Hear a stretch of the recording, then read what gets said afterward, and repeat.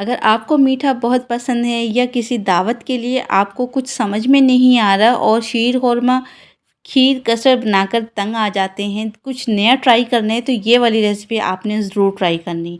बिस्मिल्लाहिर्रहमानिर्रहीम, अस्सलाम वालेकुम। आज मैं आप लोगों के साथ शेयर करूँगी 3 मिल्क केक की रेसिपी। बहुत सिंपल और आसान तरीके से, और ये इतना मज़ेदार बनता है कि आप इसको रोज़ बनाएंगे, क्योंकि बच्चे और बड़े सभी को बहुत पसंद आने वाला है। तो बिना टाइम वेस्ट किए वीडियो को स्टार्ट करते हैं। तो सबसे पहले हमें चाहिए 2 अदद अंडे। मैं यहाँ पर देसी अंडों का इस्तेमाल कर रही हूँ। इससे क्या है कि मीडियम साइज़ के होते हैं, अगर आप फार्मी अंडे लेंगे तो वो साइज़ में बड़े होते हैं, तो आखिर में जो इसके अंदर दूध ऐड करेंगे ना, तो उसकी क्वांटिटी में थोड़ा सा डिफरेंट आ सकता है, ठीक है। तो आप उसी हिसाब से ऐड करिएगा। यहाँ पर कुकिंग ऑयल ऐड कर देंगे 1/3 कप के करीब, रिफाइंड ऑयल, जो कि नॉर्मली आप घर पे यूज़ करते हैं खाना पकाने के लिए। और यहाँ पर पिसी हुई चीनी ऐड कर देंगे, हाफ़ कप के करीब। चीनी को पीस लिया था, उसके बाद उसको छान लिया था, ठीक है। अब इन तीनों चीज़ों को आपने बहुत अच्छे तरीके से मिक्स कर देना है। वैसे तो मैंने पिसी हुई चीनी का इस्तेमाल किया है, लेकिन ऑयल, चीनी और अंडों को बहुत अच्छे तरीके से आपने मिक्स कर लेना है इस तरीके से। अगर आपके पास हैंड मिक्सर नहीं है तो आप इलेक्ट्रिक बीटर से कर सकते, या फिर जिससे भी आपको आसानी लगे आप उससे बीट कर लीजिए। बस आपने इन सब चीज़ों को बहुत अच्छे तरीके से मिक्स कर देना है इस तरीके से। देखें, सिल्की स्मूथ सा हो गया। अब इसके अंदर ऐड कर देंगे 1 कप के करीब मैदा। मैदे को मैंने पहले से छान लिया था और आपने भी छान कर ही इस्तेमाल करना है, ठीक है।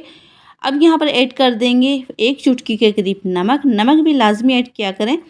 और यहाँ पर हाफ़ टी स्पून के करीब बेकिंग सोडा और 1 टीस्पून के करीब इसके अंदर मैंने बेकिंग पाउडर ऐड कर दिया। 1 से 2 ड्रॉप इसके अंदर वनीला एसेंस का ऐड कर देंगे। इन सब चीज़ों को आपने फिर से बहुत अच्छे तरीके से मिक्स कर लेना है।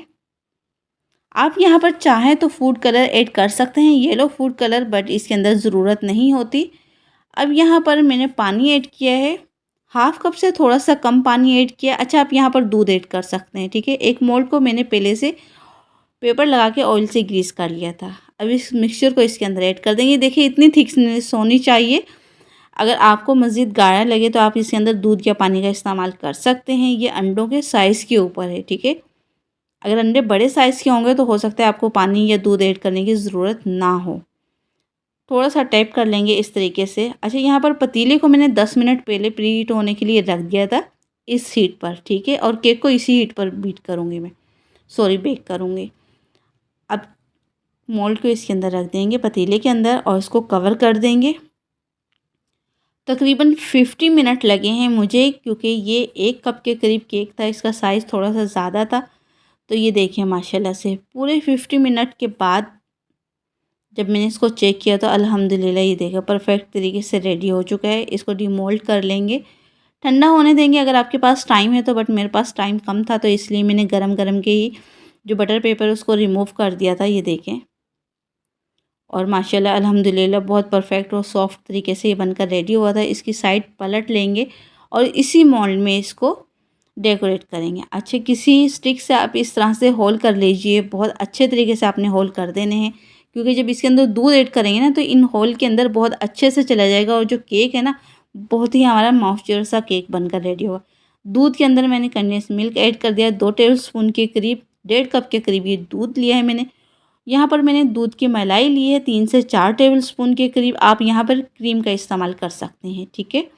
इन सब चीज़ों को आपने बहुत अच्छे से मिक्स कर लिया। अगर आपके पास कंडेंस मिल्क नहीं है तो आप चीनी ऐड कर दीजिए, पिसी हुई चीनी या नॉर्मल जो चीनी होती है वो लें और दूध के अंदर अच्छे से हल कर लीजिए।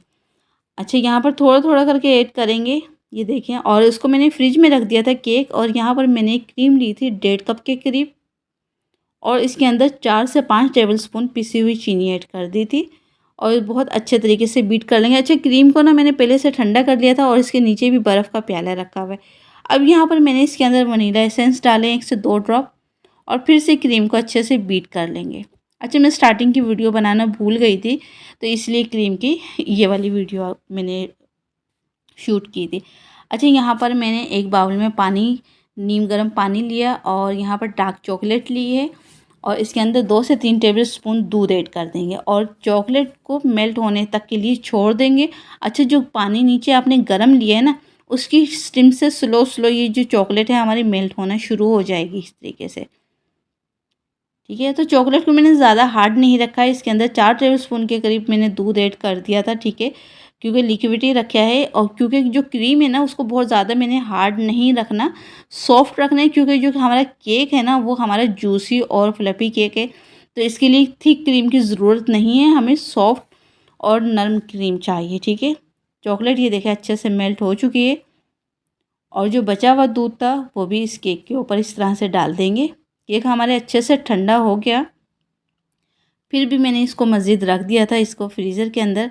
अब यहाँ पर मेल्ट की हुई चॉकलेट, यानी कि चॉकलेट गन्नाश आप कह सकते हैं इसको, इसके अंदर बहुत अच्छे तरीके से मिक्स कर लीजिए। आप चाहें तो इलेक्ट्रिक बीटर से मिक्स कर सकते हैं, लेकिन मैं इलेक्ट्रिक बीटर से अगर मिक्स करूँगी ना तो ये जो हमारी क्रीम है ना बहुत ज़्यादा हार्ड हो जाएगी, तो मुझे हार्ड क्रीम नहीं चाहिए, बस इतनी सॉफ्ट चाहिए। ये देखें,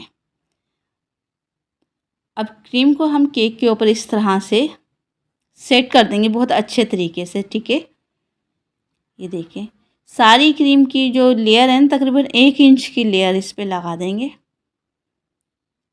अच्छे तरीके से सेट कर दीजिए। और ये जो केक है ना ये ठंडा ठंडा सर्व किया जाता है। आप जब भी बनाएं ना इसको, आप रात में बना के इसको फ्रिज में रख सकते हैं, चाहे तो सुबह में बनाएं और शाम में दावत हो तो जब निकाल लीजिए, कोई भी तकरीब हो आप जब निकाल लीजिए। अच्छा, यहाँ पर मैंने चॉकलेट सिरप लिया और सिंपल सा रफली से इसके ऊपर इस तरह से सेट कर देंगे। कोई अच्छे से डेकोरेट नहीं किया मैंने, सिंपली किया है, जो कि आप इजीली बना सकते हैं। ये देखें, किसी भी स्टिक से इस तरह से आप इसके ऊपर डिज़ाइन बना सकते हैं। तो ये देखिए बहुत ज़बरदस्त सा फ्लावर बनकर रेडी हो गया है इसके ऊपर, और ये देखने में भी बहुत खूबसूरत है और खाने में तो बहुत ही ज़बरदस्त बनकर ये रेडी हुआ था। आपने ये वाली रेसिपी ना ज़रूर ट्राई करनी है, ठंडा ठंडा चिल करके इसको खाएं तो बहुत मज़ा आएगा। अच्छा जी, तो ज़रूरी नहीं है अगर आपके घर में तकरीब है, दावत है, आप जब भी बनाएं आप इसको अपने लिए बना सकते हैं। आप अगर किसी के घर जा रहे हैं मेहमान बनकर तो आप उनके लिए लेकर जा सकते हैं। बहुत ज़बरदस्त ये रेसिपी है और यकीनन उनको बहुत पसंद आएगी।